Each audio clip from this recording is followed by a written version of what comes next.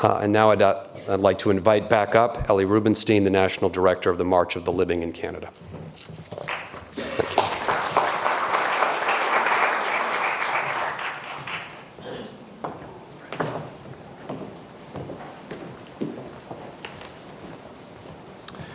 Thank you, Mark.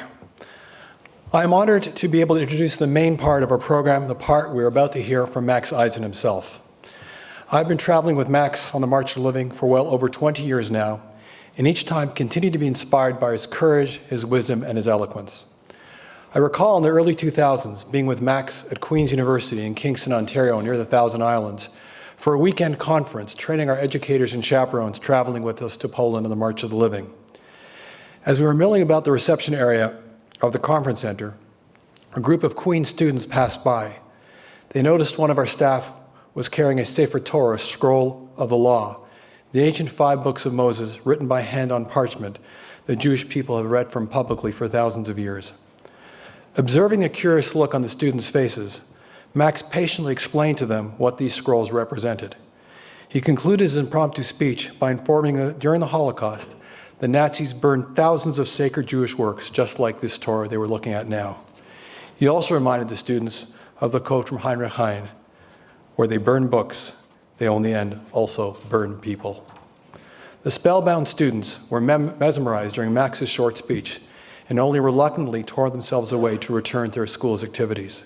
It was at that moment I realized that Max was a born teacher, a natural educator, who had both the desire and ability to share his story and the lessons of the Holocaust with the most diverse audiences in the clearest, most accessible manner. And that moment of teaching, as you've heard, is something Max has replicated literally countless times as he has crisscrossed Canada, sharing his story of love and loss with thousands upon thousands of people for the last 20 or more years.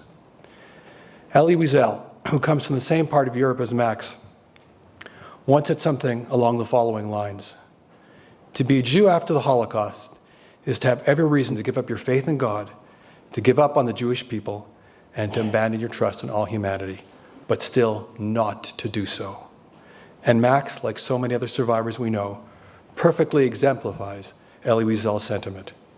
Despite having every reason to do so, Max did not abandon his faith or give up on humanity.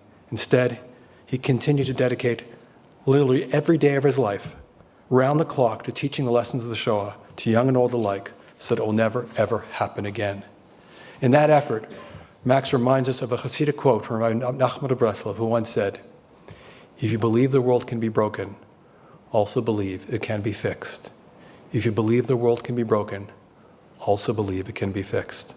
So thank you, Max, from the bottom of all of our hearts, for not giving into despair, for not giving up on our world, even though you had every reason to do so. Indeed, we're all the better for it.